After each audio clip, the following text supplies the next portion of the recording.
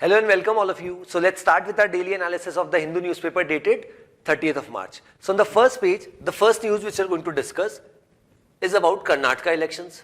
That is, the election commission has decided that the Karnataka election will be held on 10th of May and results will be on 13th of May. Generally, if we see our newspaper analysis, we did not discuss any news relating to political. But recent में अगर हम देखें तो राहुल गांधी जी वाला जो यहाँ पर disqualification हुआ और अब यहाँ पे हम इसको इसलिए डिस्कस कर रहे हैं क्योंकि as you can see in the photograph there are two persons who are sitting here, तो उनके बारे में भी डिस्कस करते हैं और थोड़ा सा स्टैटिक पार्ट जो है इलेक्शन कमीशन के बारे में डिस्कस करते हैं। इलेक्शन कमीशन की अगर मैं बात करता हूँ तो पहले हमारे देश में एक ही इलेक्शन कमिश्नर हुआ करते थे। फिर उसके बाद as the time eight pass काफी लोगों का स्पेशली अपोजिशन रूल पार्टीज का ऐसा मानना था कि अगर सिंगल पर्सन अगर वहां पे जो है इस पोस्ट पे रहेंगे इलेक्शन कमीशन की तो सरकार का उसमें कहीं ना कहीं हस्तक्षेप हो सकता है सरकार उन पर्सन के साथ उनके बीच में अच्छे रिलेशंस हो तो कहीं ना कहीं सरकार को उसका बेनिफिट हो सकता है। उसी के बाद इस चीज को चेंज किया गया, फिर ऐसा बताया गया कि अब जो है इलेक्शन कमीशन एक 3 मेंबर बॉडी होगा। दैट मींस जिस इलेक्शन कमीशन का काम है हमारे पूरे देश में यहाँ पर अलग अलग इलेक्शंस कराना, वहां पे एक सिंगल मेंबर बॉडी नहीं रहेगी जो उसको हेड करेगा, बट इवन उसमें 3 मेंबर रहेंगे। अभी करंटली अगर बात की जाए तो तीनों मेंबर्स इलेक्शन कमिश्नर कहलाते हैं, बट उसमें जो एक पर्सन को जिसको हेड बना रखा है उनको चीफ इलेक्शन कमिश्नर बनाते हैं। जैसे ही हमारे यहाँ पे इसका एग्जांपल समझते हैं तो जैसे सुप्रीम कोर्ट के जजेस, सुप्रीम कोर्ट में हमारे देश में जैसे मैक्सिमम 34 जजेस हो सकते हैं, बट उन सब जजेस के जो हेड होते हैं उनको सीजीआई बोला जाता है, जो अभी करंटली 50th सीजीआई हमारे ऑनरेबल डीवाई चंद्रचूड़ जी है। तो वैसे ही यहाँ पे इलेक्शन कमीशन में एक जो बॉडी बनाई गई जिसमें 3 मेंबर बॉडी थी जिनको इलेक्शन कमिश्नर्स बोला गया, और उसमें जो एक पर्सन है जो उसके हेड है उसको यहाँ पर चीफ इलेक्शन कमिश्नर बोला जाता है। तो अभी करंट की अगर हम सिचुएशन देखते हैं तो चीफ इलेक्शन कमिश्नर है हमारे राजीव कुमार जी, और 2 जो इलेक्शन कमिश्नर्स है वो है अनूप चंद पांडे जी और अरुण गोयल जी। इसी वजह से आप देखेंगे यहाँ पे चीफ इलेक्शन कमिश्नर यहाँ पे लिखा है Rajiv Kumar speaking in new Delhi on Wednesday, and second is commissioner on the right hand side Arun Goyal, is it right, और तीसरे कौन है अनूप चंद पांडे जी।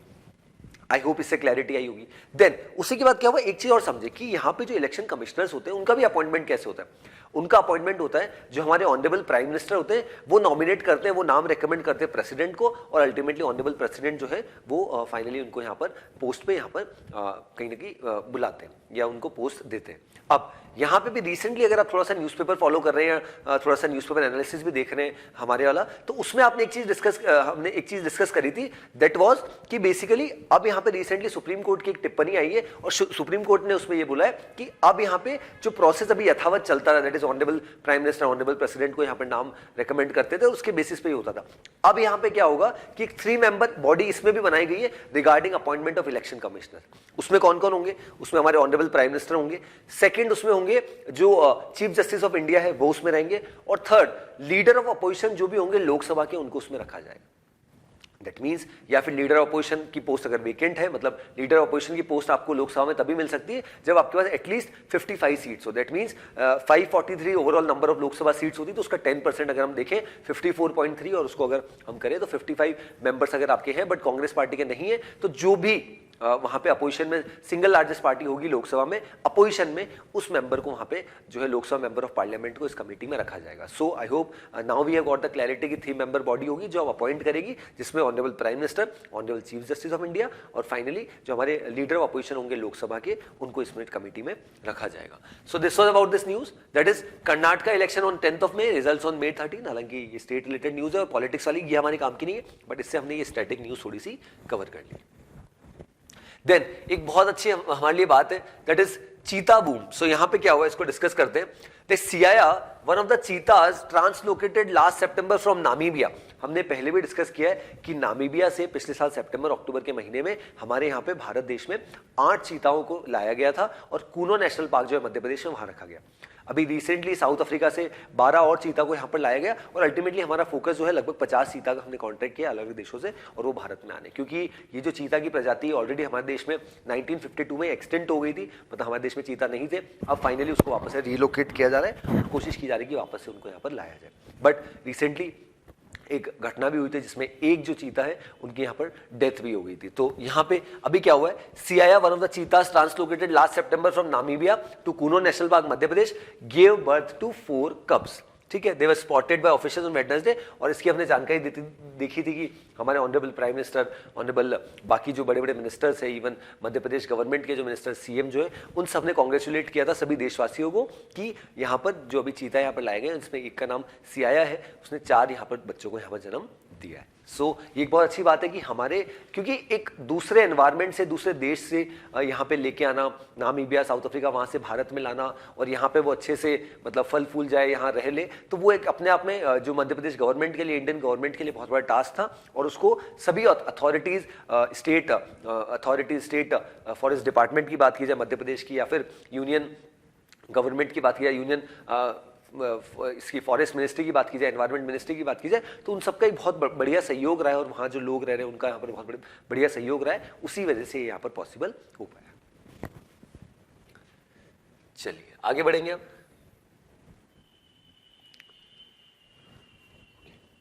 City part we can skip. Okay, state news से एक अच्छी न्यूज है, that is Jammu and Kashmir so 14.64% economic growth in the year 2021-2022 set by lieutenant governor. So Jammu Kashmir में, as we are already aware, कि after the abrogation of article 370 and 35A on 5 August 2019, हमने देखा था कि जम्मू एंड कश्मीर और लद्दाख को सेपरेट कर दिया गया और दोनों को यूनियन टेरिटरी बना दिया गया। और जम्मू कश्मीर जो है, जो ऑलरेडी हमारे union home minister Amit Shah ji ने बताया कि जम्मू कश्मीर में चुनाव होंगे, Jammu Kashmir will be a state with a legislative assembly और a UT with a legislative assembly, but unlike Ladakh जहां पे चुनाव नहीं होंगे। अब यहाँ पे क्या हुआ है, लद्दाख में चूंकि मैंने बताया, सॉरी जम्मू कश्मीर अभी एक यूनियन टेरिटरी है, तो वहाँ पे लेफ्टिनेंट गवर्नर होते हैं, गवर्नर तो नहीं होते, लेफ्टिनेंट गवर्नर जो अभी है ऑनरेबल मनोज सिन्हा जी, उन्होंने बहुत सारी जानकारी दी अबाउट द स्टेट की किस तरीके से यहाँ पर Jammu Kashmir as a union territory किस तरीके से ग्रो कर रहा है। अब यहाँ पे कुछ न्यूज पढ़ते हैं, उससे हमें और अच्छा सा क्लैरिटी आएगा। That ₹447 crore allocated under the tourism mission. पिछले कुछ समय से देखें तो टूरिज्म सेक्टर इतना अच्छा बूस्ट हुआ है यहाँ पे जम्मू कश्मीर में, और that clearly is a signal कि जम्मू कश्मीर में बहुत अच्छे तरीके से नॉर्मलसी यहाँ पर आ रही है, और that was the need of the hour. इसी के लिए Jammu Kashmir officials, even union government यहाँ पे काफी समय से प्रयास कर रही थी, मोदी गवर्नमेंट भी, कि जम्मू कश्मीर में जो सिचुएशन है, पत्थरबाजी हम देखते थे या टेररिस्ट अटैक्स हम देखते थे, उन सबको खत्म करने के लिए यहाँ पर गवर्नमेंट ने बहुत शानदार, इवन जो हमारी पुलिस पर्सनल्स हैं, हमारे जितने भी जवान हैं आर्मी के, उनका यहाँ पर बहुत बड़ा योगदान यहाँ पे रहा है। और इसी के साथ साथ 75 new destination, 75 Sufi religious sites, 75 new cultural heritage sites being developed. Then 1547 crore investment received. ये बहुत अच्छी बात है कि लगभग 1550 करोड़ का इन्वेस्टमेंट पिछले 10 महीने में यहाँ पे आया है, ठीक है। देन 500 स्टार्टअप्स वर सेटअप, 500 से ज्यादा स्टार्टअप्स लगाए गए पिछले 3 साल में। 5000 crore outlay for holistic agriculture development. 2,2749 youth to be covered under various self employment scheme, और नए स्टार्टअप्स को job opportunities, investment, health care opportunities, कहीं ना कहीं एजुकेशन अपॉर्चुनिटीज, सभी सेक्टर्स में यहाँ पे जम्मू कश्मीर में बहुत अच्छा काम हो रहा है। आई एम नॉट सेइंग कि बहुत अच्छा काम हो चुका है, but I am still saying कि a lot needs to be done. But जिस तरीके से 3-3.5 साल का समय, 4.5 साल का समय जो अभी तक निकला है after the abrogation of article 370, एक बहुत अच्छा यहाँ पे एक टेक्टोनिक शिफ्ट, एक बहुत बड़ा शिफ्ट हमें देखने को मिल रहा है in the lives of Jammu Kashmir, as we can see in the photograph and different news channels as well. क्योंकि जो टेररिस्ट एक्टिविटीज थी उनको काफी हद तक कम किया गया by arm forces, police forces सबने, और उसी के साथ साथ गवर्नमेंट ने भी जो स्टेप्स लिए वो कहीं ना कहीं बहुत बेनिफिशियल यहाँ पर लोगों के लिए हो रहे हैं।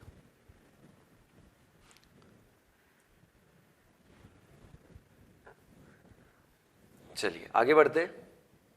Okay, so now we'll be discussing the editorial part. Today we'll be discussing 2 editorial and 1 opinion. So what the title of the first editorial says, India's DPIs का मतलब है Digital Public Infrastructure, catching the next wave. देखिए पिछले कुछ समय से अगर हम देखें, स्पेशली आफ्टर 2014, इवन ऐसा नहीं 2014 के बाद ही बहुत काम हुआ, बट पहले भी बहुत काम हुआ, बट स्पेशली 2014 के बाद हमने जिस तरीके से बहुत सारे सेक्टर्स में, स्पेशली डिजिटल पब्लिक इंफ्रास्ट्रक्चर जिस तरीके से बनाया गया और उसको जिस तरीके से यहाँ पर यूज किया गया, उसको यहाँ पर ऑथर ने हाईलाइट किया कि that is going to be new wave and a lot of countries including foreign countries are going to learn a lot from India for that matter. So अब ऐसे में यहाँ पर ऑथर ने स्टार्ट किया है कि स्टार्टअप कल्चर और जो सब चीजें जहाँ पे बहुत सारे लोगों का यहाँ पर योगदान है, that is government sector, private sector, volunteer, startups, academia, think tank, सबका यहाँ पर योगदान है। अब ऑथर ने बहुत सारी चीजें बात की और उनको हम धीरे धीरे पढ़ेंगे। फर्स्ट थिंग यहाँ पे ऑथर ने बात की आधार जब लाया गया था 2009 में, और नंदन नीलेकनी जी और RS शर्मा जी, राम सेवक शर्मा जी 2009 में इसको इनिशिएट किया था, तब उसको बहुत अच्छे तरीके से, जिस तरीके से लोगों को यहाँ पे थ्रू जो रेटिना स्कैन और आई स्कैन और पूरा उसको करके थंब स्कैन बहुत अच्छे से आधार कार्ड नंबर एक 12 डिजिट नंबर जिसको UIDAI unique identification development authority of India उसको पूरा मैनेज कर रहा है। अब लेकिन यहां पे ऑथर ने बोला कि the rebirth of Aadhaar happened in 2014 when prime minister Narendra Modi give it a canvas for wider and bigger than what was originally इनवाइज्ड।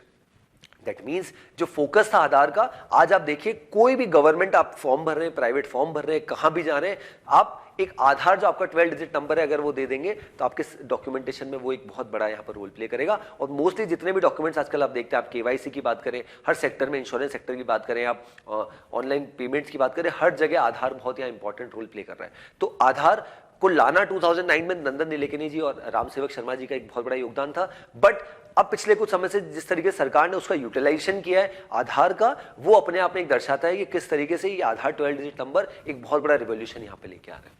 उसको यहाँ पे ऑथर ने हाईलाइट किया। देन अब ऑथर ने ये भी बोला कि जैसे जैसे यहाँ पे हम हमारे इंफ्रास्ट्रक्चर को बढ़ा रहे हैं, इंटरनेट कनेक्टिविटी को बढ़ा रहे हैं, इन सब चीजों को बढ़ा रहे हैं, तो एक सबसे बड़ा खतरा यहाँ पर आता है प्राइवेसी का। तो उसको भी यहाँ पर ऑथर ने यहाँ पर कहीं ना कहीं हाईलाइट किया कि हमें यहाँ पर क्या करना चाहिए, नई नई चीजें तो हम ला रहे हैं बट हमें प्राइवेसी का भी ध्यान रखना चाहिए। इसी वजह से यहाँ पे क्या बोला है that the rapid adoption attendant visible ease of doing business in day to day transaction for citizens has now led to a gradual opening of Aadhaar beginning with voluntary usage for various private sector applications. That means आप even बहुत सारे private sector के private colleges के देख लीजिए, अलग अलग जगह फॉर्म्स भर रहे हैं, तो वहां पे भी आधार एक बहुत बड़ा यहाँ पर रोल प्ले कर रहा है। और आधार डॉक्यूमेंटेशन में एक तरीके से जितने भी भारत में डॉक्यूमेंटेशन है उसमें one of the top most list में आता है, जो क्योंकि वो बहुत ज्यादा एक्सेप्टेबल भी है और बहुत ज्यादा यहाँ पर सेक्रोसेंट भी और बहुत अच्छे तरीके से उसको मैनेज भी किया गया by the different authorities.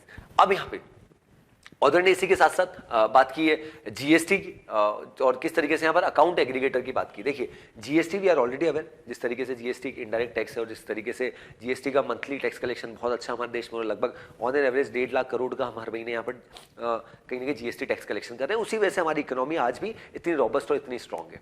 But यहाँ पे ऑथर ने एक अकाउंट एग्रीगेटर करके टर्म यहाँ पर यूज की। अकाउंट एग्रीगेटर को मैं थोड़ा समझा देता हूँ। बेसिकली होता क्या है, अभी रिसेंटली हमने इसका एक पायलट प्रोजेक्ट स्टार्ट किया था, लगभग हालांकि समय हो चुका है, 1.5 साल का समय हो चुका है। ये बेसिकली क्या बोलता है अकाउंट एग्रीगेटर कि इसमें कुछ बैंक्स आगे आ सकते हैं।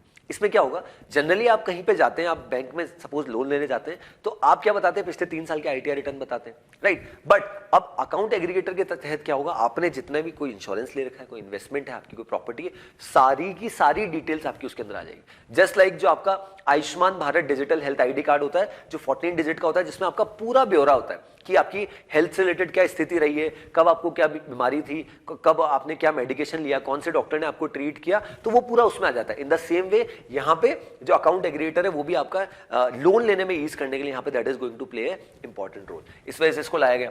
देन यहाँ पे ऑथर ने इसी के साथ साथ बात की 2 और एप्स की, that is DigiLocker and Digi Yatra. पहले हम डिजी यात्रा का डिस्कस करते हैं। डिजी यात्रा लगभग 3 महीने पहले इसकी शुरुआत की गई थी और ये एयरपोर्ट्स पे हमारे लिए बहुत seamlessly that is going to work.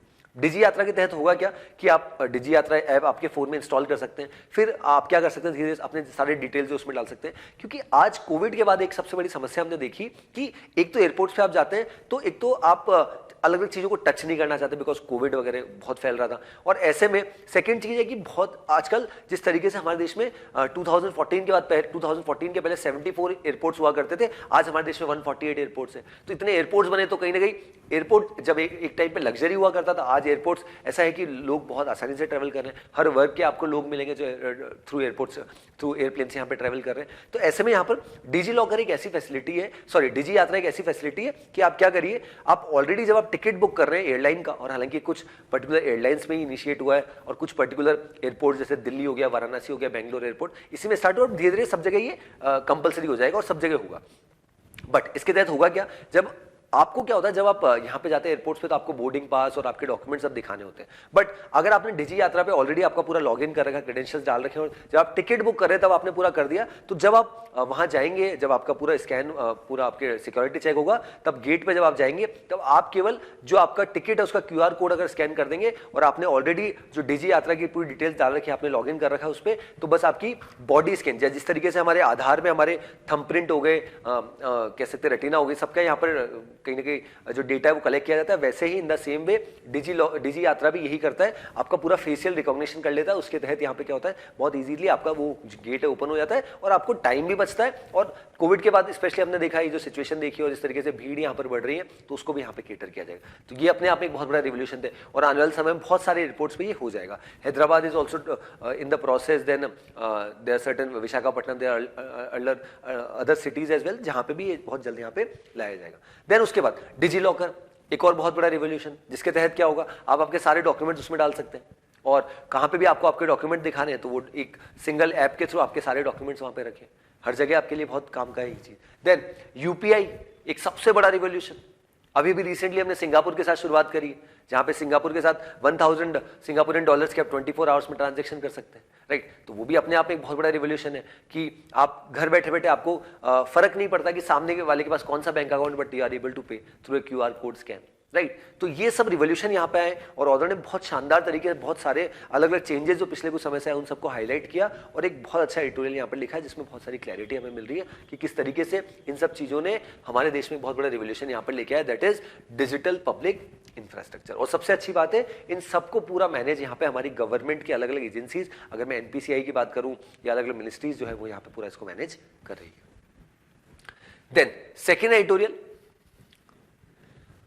a hard-handed response that strikes at the root of rights। So यहाँ पे ऑथर ने बात की है कि बेसिकली पिछले कुछ समय से कुछ स्टेट्स में ओल्ड पेंशन स्कीम और न्यू पेंशन स्कीम का झगड़ा चल रहा है। अब रिसेंटली हमने देखा था कि जो महाराष्ट्र गवर्नमेंट है वहां पे भी प्रोटेस्ट चल रहा था, क्योंकि कुछ स्टेट्स ऐसे हमारे देश में जहां पे पंजाब, हिमाचल प्रदेश, राजस्थान, छत्तीसगढ़, झारखंड, जिन्होंने ऑलरेडी बोल दिया कि हम ओल्ड पेंशन स्कीम पे जाना चाहते हैं। अब ओल्ड पेंशन स्कीम से सबसे बड़ा इशू ये है कि अब जो स्टेट्स के ऊपर, यूनियन गवर्नमेंट के ऊपर बहुत ज्यादा फाइनेंशियल बर्डन पड़ता है, क्योंकि जो लास्ट मंथ ड्रॉन सैलरी होती है, जो भी पर्सन रिटायर होता है गवर्नमेंट एम्प्लॉय, उसको उतनी पेंशन दी जाती है। अब ये जो अलग नया कॉन्सेप्ट है, दैट इज नया नहीं है, हालांकि पुराना, ये भी 18-19 साल पुराना है, 2005 से इंप्लीमेंट किया गया था बाय द अटल बिहारी वाजपेयी जी की गवर्नमेंट के द्वारा। तो उसमें वो क्या क्या बोलता है न्यू पेंशन स्कीम, कि आपको हर महीने की सैलरी से एम्प्लॉयर और दैट इज द गवर्नमेंट और एम्प्लॉय की सैलरी से हर महीने कुछ ना कुछ पेमेंट डिडक्ट होगा और वो क्यूमुलेट होकर आपको पोस्ट रिटायरमेंट आपको मिल जाएगा। तो इसी को यहाँ पे बताया गया। अब ऑथर ने बोला कि ये चीज महाराष्ट्र में हुई, और महाराष्ट्र में हुई तो अब गवर्नमेंट ने क्या बोला, महाराष्ट्र की गवर्नमेंट ने, कि हम तीन एक कमेटी बना रहे हो, 3 महीने वो अपनी रिपोर्ट यहाँ पर सुपुर्द करेगी, हैंड ओवर करेगी। बट इसमें भी एक समस्या है कि कमेटी तो बनाई जाएगी, but ultimately the biggest problem lies is कि इसमें जो यूनियन मिनिस्ट्रीज के लोग हैं उसको उसमें रखा नहीं गया। और यहाँ पे ऑथर ने बहुत बड़ा क्वेश्चन किया that an unchanged response. Unchanged response का मतलब है यहाँ पे बात हो रही है, दैट इज कुछ एक्ट्स की भी यहाँ पे बात की, दैट इज MESMA। क्या बोलता है, Maharashtra essential services maintenance and normal life of community act, इसको यहाँ पर MESMA बोला है। उसमें यहाँ पे ऑथर ने कुछ क्वेश्चंस किए। पहला question, is this the right response on the part of the government? In fact, private sector employees argue not without reason that the government, which is supposed to be a model employer, often uses its elaborative legislative and police powers, while in contrast they do not have any choice but to face a strike। मतलब private sector का हमेशा से question रहा है कि government employees के साथ जब भी कुछ ऐसा होता है या उनको कुछ चेंजेस चाहिए तो स्ट्राइक पे चले जाते हैं, और सरकार उनकी सुन भी लेती है, तो हमारी सुनवाई कौन करेगा। और उसी के साथ साथ यहाँ पे ऑथर ने बात की स्पेशली इंटरनेशनल सिचुएशन अभी क्या हो रखी है उसको भी हाईलाइट किया, और इसके लिए जो एक बहुत बड़ा ऑर्गेनाइजेशन यहाँ पर बना हुआ है, that is international labour organisation, उसको भी हाईलाइट किया कि उसका यहाँ पे क्या रोल हो सकता है, और यहाँ पे करंट सिचुएशन हमारे देश में स्थिति क्या हो रही है regarding this OPS and NPS। Reason being, old pension scheme की बात करें, हालांकि फाइनेंशियल बर्डन बहुत पड़ता है, बट कुछ स्टेट्स का ये कह सकते हैं पॉलिटिक्स है, या फिर जब भी इलेक्शंस आते हैं अपने आप में सबसे बड़ा मुद्दा बार बार हो जाता है।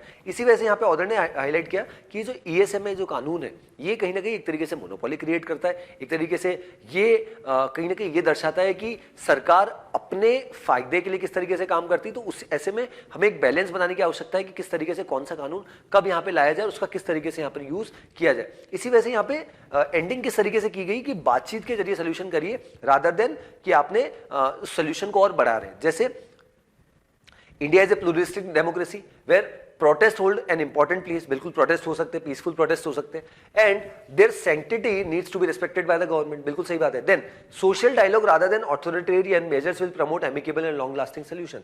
मतलब बातचीत के जरिए ही सोल्यूशन हो सकता है, रादर देन कि आपने कुछ एक्ट बना दिए, कुछ अथॉरिटी का पावर देके आप उससे कहीं ना कहीं उसमें रोक लगाना यहाँ पे चाह रहे हो। इसी चीज को यहाँ पे ऑथर ने इस पर्टिकुलर एडिटोरियल में हाईलाइट किया regarding this old pension scheme and new pension.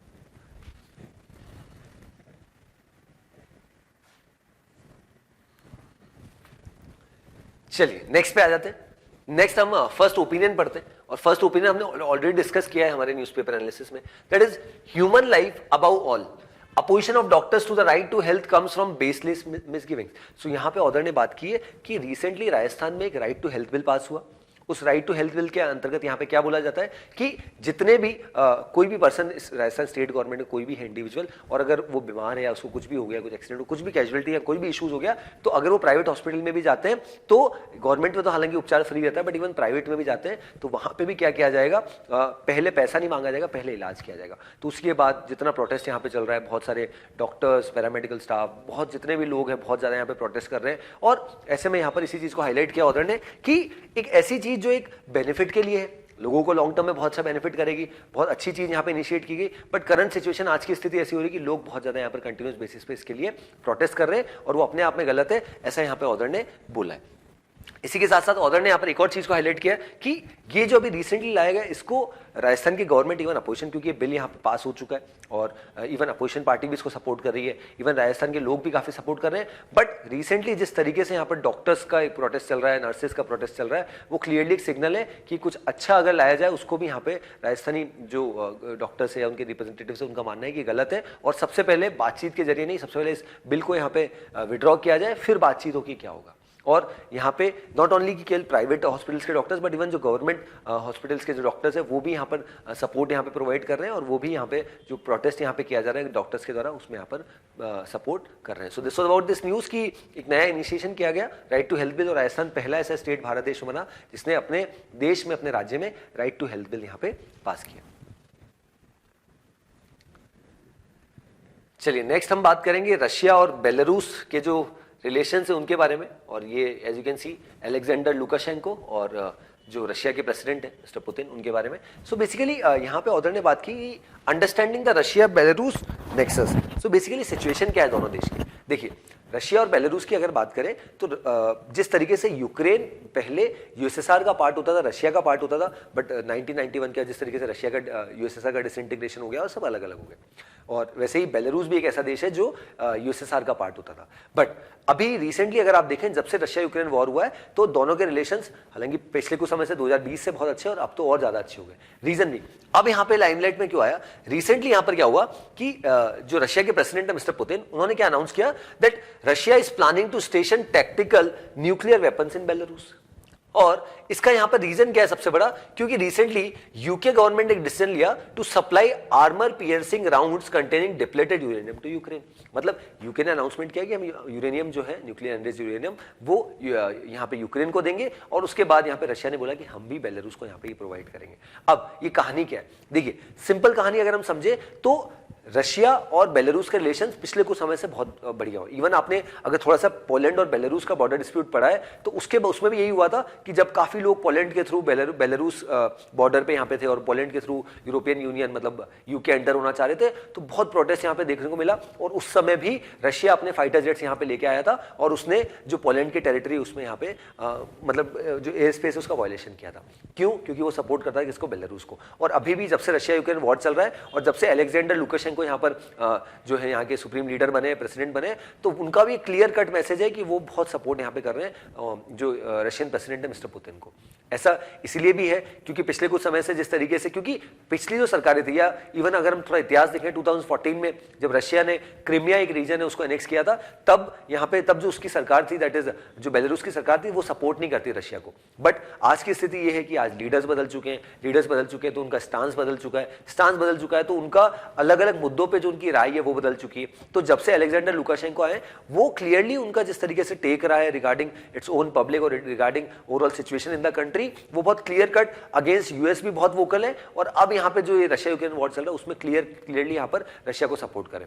अब रशिया ऐसा क्यों कर रहा है? क्योंकि रशिया को भी पता है कि जिस तरीके से बेलारूस के पास रिसेंटली जो बेलारूस की अगर बॉर्डरिंग कंट्रीज की बात करें तो काफी सारे देश जो आते हैं, तो ऐसे में अगर रशिया के ऊपर कोई देश अटैक करता है तो उसके बाद एक सपोर्ट ऐसा नेबरिंग कंट्री का रहे जो डेफिनेटली उसको आने वाले समय में मदद कर सके। तो इस चीज को देखते हुए, और जो यूके का स्टेप अभी हुआ है रिगार्डिंग यूक्रेन जो उन्होंने किया है, उसी को ध्यान में रखते हुए यहाँ पर step by the Russian authorities लिया गया। सो इसी वजह से यहाँ पे बेलारूस को क्यों चुना गया वो भी मैंने आपको बताया, और उसी के साथ साथ आगे आने वाली सिचुएशन की अगर बात करें तो इस सिचुएशन से ये जो अभी स्टेप दोनों देशों के द्वारा यूके और रशिया के के द्वारा लिया जा रहा है, इससे किसी भी हद तक हम ये नहीं समझ सकते कि वॉर को रोका जाएगा। हालांकि इससे रादर और वॉर एस्केलेट ही हो रही है, कम नहीं हो रही। तो ये एक बहुत प्रॉब्लमेटिक सिचुएशन है जिसमें वर्ल्ड को और सो कॉल्ड बड़े बड़े नेशंस को डेफिनेटली आगे आगे कुछ करना चाहिए। Then next news, India is indeed the mother of democracy says Modi citing Mahabharata Vedas. So यहाँ पे एक और समिट होती है, इसको समिट ऑफ डेमोक्रेसी बोला जाता है। इसकी पहली बार शुरुआत 9th and 10th of December 2021 को हुई थी और इसको यूएस ने इनिशिएट किया था। लगभग 100 से ज्यादा देशों को इसमें इन्वाइट किया जाता है और जितनी भी डेमोक्रेटिक कंट्रीज है उसमें उनको इन्वाइट किया जाता है। सो यहाँ पे अभी क्या हुआ, सेकेंड समिट यहाँ पर थी और इसमें जो इसको पूरा यहाँ पे जो होस्ट कर रहे दैट इज यूएस, तो को होस्ट कर ही रहा था, साथ में Costa Rica, Netherland, south Korea and Zambia is the nation. उसमें हमारे ऑनरेबल प्राइम मिनिस्टर ने अपनी बात रखी और डेमोक्रेसी किस तरीके से इंडिया में, India is the mother of democracy, और जितनी भी मतलब जिस तरीके से इंडिया ग्रो कर रहा है, वैक्सीनेशन, इकोनॉमी, हर सेक्टर में, उन सभी चीज़ों को हाईलाइट किया अलॉन्ग विद जो हमारा महाभारत, वेदास, सभी चीज़ को यहाँ पे ऑनरेबल प्राइम मिनिस्टर ने हाईलाइट किया। यहाँ पे भी एक और कंट्रोवर्सी हुई। कंट्रोवर्सी क्या हुई, जिस तरीके से फर्स्ट समिट ऑफ डेमोक्रेसी यहाँ पर थी उस समय पाकिस्तान को बुलाया गया था, तब पाकिस्तान नहीं आया था। रीजन पाकिस्तान का वी आर ऑलरेडी अवेयर कि चाइना के साथ है। अभी सेकंड वाली सिचुएशन में भी यही हुआ, सेकंड जो समिट थी उसमें भी पाकिस्तान को यूएस ने इन्वाइट किया बीइंग ए डेमोक्रेटिक कंट्री, तो बट फिर भी यहाँ पर Pakistan did not turn up. Reason being, उनका रीजन क्या था कि कहीं ना कहीं उन्होंने डायरेक्टली यहाँ पर उसको ठुकराया नहीं बट गए भी नहीं। क्यों? क्योंकि चाइना के साथ हमें सॉलिडारिटी दिखानी।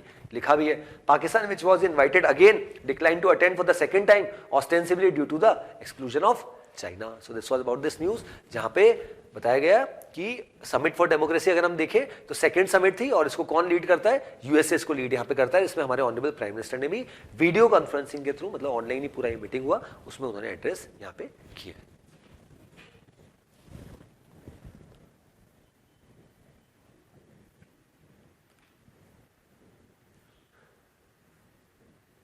चलिए on the world section, so what the title of the news says, China threatens retaliation if Tsai and McCarthy meet. So China और ताइवान के भी अगर हम रिलेशंस की बात करें तो स्थिति बहुत खराब है, क्योंकि ताइवान को चाइना जो है अपनी ही टेरिटरी मानता है। और जिस तरीके से पहले भी हमने कुछ इंसिडेंट देखे, जब यूएस की फॉर्मर जो स्पीकर थी हाउस की, सेनेट की, दैट इज नैंसी पेलोसी, जब उन्होंने विजिट किया तो सिचुएशन बहुत खराब हो गई यहाँ पे ताइवान में, क्योंकि चाइना ने क्या किया, फिर से जो सिविलियन एयर स्पेस है उसका वायलेशन किया और कहीं ना कहीं मिलिट्री एक्सरसाइज वहाँ पे करी। देन उसके बाद ऐसा डर भी बताया जा रहा था, जिस तरीके से रशिया ने यूक्रेन पे यहाँ पे हमला कर दिया, जिसको रशिया एक स्पेशल मिलिट्री ऑपरेशन बोलता है, वैसे ही शायद क्या पता चाइना भी यहाँ पर ताइवान पे अटैक कर दे, क्योंकि चाइना तो बोलता है ताइवान हमारी टेरिटरी। अब यहाँ पे क्या हुआ है कि ताइवान के जो लोग हैं वो नहीं चाहते कि हम चाइना के साथ जाएं, और इवन अभी की जो लीडर है वो भी बहुत क्लियर कट है, बहुत वोकल उनका स्टांस रहा है। तो उनका नाम यहाँ पे बता भी गया है, that is Tsai Ing Wen. At the centre you can see she is a female and currently the president of Taiwan. So उनका क्या मानना है कि अभी रिसेंटली क्या होगा, वो अभी विजिट पे जाने वाले हैं जहाँ पे नॉर्थ अमेरिका अलग जगह, फर्स्ट वीक ऑफ अप्रैल में उनकी विजिट होनी है। तो उसमें वो यहाँ पर मिल सकते हैं किससे, केविन मैकार्थी जो यूएस के हाउस स्पीकर है। तो इसको यहाँ पे चाइना ने क्रिटिसाइज किया है, इसको चाइना ने कंडेम किया है कि ये अगर मीट होती है तो अपने आप में गलत है और इसका सीरियस इंप्लीकेशन यहाँ पे डेफिनेटली देखने को मिल सकता है। ऐसा हमने पहले भी देखा था, जब यूएस की जो स्पीकर है वो यहाँ पे ताइवान में आई थी, तब भी क्लियरली यहाँ पर चाइना ने यहाँ पर यूएस को क्लियर निर्देश दे दिए थे कि अगर चाइना और ताइवान के जो भी रिलेशन है उसमें अगर यूएस हस्तक्षेप करेगा, that means US is playing with fire, और यूएस अपने आप में बहुत बड़ी गलती यहाँ पे कर रहा है। बट फिर भी यहाँ पर नैंसी पेलोसी की विजिट हुई, उसको बहुत बड़ा हाइप भी किया गया, बट अल्टीमेटली ज्यादा कुछ हुआ नहीं। बट आज की सिचुएशन दोनों देशों की ये है कि चाइना का एक अलग स्टांस है रिगार्डिंग ताइवान, और यहाँ पे यूएस जो है क्लियरली यहाँ पर ताइवान को बहुत ज्यादा यहाँ पर सपोर्ट कर रहा है। तो ये भी आने वाले समय में और ज्यादा इशूज यहाँ पे क्रिएट कर सकता है, बिकॉज ऑफ कि चाइना का जिस तरीके से रैपिड इनकर्शन यहाँ पे अलग अलग देशों में यहाँ पे बढ़ता जा रहा है। Okay. Then next, Saudi Arabia agrees to join SCO as a dialogue partner. So SCO की बात करें, शंघाई कोऑपरेशन ऑर्गेनाइजेशन, जिसका हमने रिसेंटली डिस्कस किया था कि कल के न्यूज़पेपर एनालिसिस में डिस्कस किया था कि जो NSA लेवल मीट है वो यहाँ पर होनी है और सभी देशों के जो नेशनल सिक्योरिटी एडवाइजर्स हैं वो मिलने, फिर फॉरेन मिनिस्टर, देन लीडर्स की यहाँ पर मीटिंग होगी, और India is currently the president as well, chairman as well. अब यहाँ पे क्या हुआ, ईरान की ऑलरेडी बातचीत चल रही, फॉर्मली उसको इंडक्ट किया जाएगा। अब सऊदी अरेबिया ने भी यहाँ पर अग्री किया है that it wanted to join this SCO organisation which is 8 member organisation currently, और जिसकी शुरुआत 2001 में हुई थी और इंडिया और पाकिस्तान भी 2017 में यहाँ पे शंघाई कोऑपरेशन ऑर्गेनाइजेशन में यहाँ पर ज्वाइन किए थे। एक बहुत बड़ा ऑर्गेनाइजेशन है और आप डायरेक्टली अगर कहें तो क्वाड को यानी कि केटर करने के लिए या जिस तरीके से यूएस की हेजेमनी को रोकने के लिए हमने यहाँ पर एशिया पैसिफिक में यहाँ पर इसको बनाया। लेकिन इसमें पाकिस्तान भी है, चाइना भी है, रशिया भी है, इंडिया भी है और बाकी दूसरे कजाकिस्तान, किर्गिस्तान भी है। तो ऐसे में यहाँ पर आने वाले समय में ईरान, सऊदी अरेबिया, अगर ये सब देश, क्योंकि हालांकि ईरान तो अभी एक डायलॉग पार्टनर बना है, फुल टाइम मेंबर नहीं है, बट फिर भी सऊदी अरेबिया ने भी यहाँ पर अग्री किया है कि that it want to join SCO as a dialogue partner. तो एससीओ के बारे में हमें स्टैटिक इन्फॉर्मेशन पता होनी चाहिए, कब स्टार्ट हुआ था और कहाँ इसका हेडक्वार्टर है, सब चीज। Then next is UN Atomic Watchdog Chief returns to Ukraine nuclear plant might visit Russia। देखिए एक वर्ल्ड में एक ऑर्गेनाइजेशन है, इसका नाम है IAEA, that means international atomic energy agency. इसका काम क्या होता है, that is basically an international watchdog जो ये ध्यान रखता है कि कोई भी देश अपने देश में जो है बहुत ज्यादा न्यूक्लियर एनरिच्ड यूरेनियम का प्रोडक्शन तो नहीं कर रहा, क्योंकि वो पूरे समूचे विश्व के लिए एक बहुत बड़ा खतरा है, तो उसके लिए एक बहुत बड़ी एजेंसी है।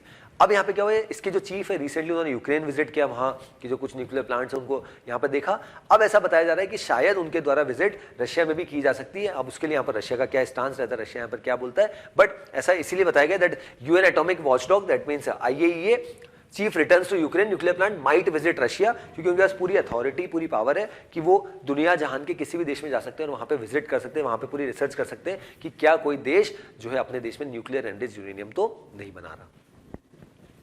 ठीक है, देन द लास्ट न्यूज और एंड वेरी इंपॉर्टेंट न्यूज, कल से आप देख रहे हो कि बहुत अलग जगह बहुत सारी न्यूज आ रही है that no charge on normal UPI transaction set by NPCI. देखिए अभी रिसेंटली आप देख रहे होंगे कि 1.1% का चार्जेस लग जाएगा 2000 से ज्यादा का अगर आप ट्रांजैक्शन करोगे, ये सब न्यूज आप अलग अलग जगह देख रहे होंगे। बट यहाँ पे हमें ये समझने की जरूरत है कि जो नॉर्मल पेमेंट्स, जैसे सपोज मैं आपको एज एन इंडिविजुअल किसी इंडिविजुअल को अगर पेमेंट कर रहा हूं तो उसमें किसी भी तरीके का कोई चार्जेस नहीं लगेगा। ये चीज क्लियरली यहाँ पे किसने बता दी है, इवन जो NPCI national payment corporation of India, उन्होंने भी अपने ट्वीट के जरिए और अलग अलग एडवाइजरी के थ्रू बता दिया। अब यहाँ पे कंट्रोवर्सी क्या है, किसी की तरीके की कंट्रोवर्सी नहीं, बेसिकली ये क्या है कि कोई भी पर्सन, सपोज मैं हूं, मैं अगर वॉलेट से किसी को पेमेंट कर रहा हूं, सपोज 2000 से ज्यादा किसी को 5000 का अगर मुझे पेमेंट करना है, तो वॉलेट से किसी भी पर्सन को पेमेंट किया जा रहा है, किसी मर्चेंट को पेमेंट किया जा रहा है, तो उस मर्चेंट से 1.1% का यहाँ पे फीस लिया जाएगा। सपोज मैंने किसी मर्चेंट से, शॉपर स्टॉप से, कहीं से कुछ खरीदा, 10,000 का कुछ खरीदा, तो 10,000 का 1.1% मतलब 110 रुपए लगभग वो जो है वो एज ए चार्ज यहाँ पे जो मर्चेंट है उसको यहाँ पे देने पड़ेंगे, किसको, गवर्नमेंट को या जो भी प्लेटफॉर्म है। अब ऐसा बताया जा रहा है कि पर्सन के ऊपर मतलब वो बर्डन आएगा, कस्टमर के ऊपर नहीं, ऐसा नहीं है। बट यहाँ पे एक प्रॉब्लम ये कि जिस तरीके से आपने काफी बार देखा होगा, जब कुछ कुछ जगह हम क्रेडिट कार्ड का यूज करते हैं तो जो सामने वाला जो पर्सन है वो बोलता है कि आपसे 2% एक्स्ट्रा चार्ज लिया जाएगा क्योंकि हमारा पैसा कटता है। तो इसका सबसे बड़ा प्रॉब्लम ये कि शायद मैं तो 10,000 पे करने के लिए तैयार हो जाऊँ ऑनलाइन यूपीआई के थ्रू शॉपर स्टॉप को, बट शॉपर स्टॉप या कोई दूसरा जिसको मैं पे कर रहा हूँ वो बोले कि आपका अगर आप इस तरीके से पेमेंट करोगे तो 100 रुपए एक्स्ट्रा लगेगा।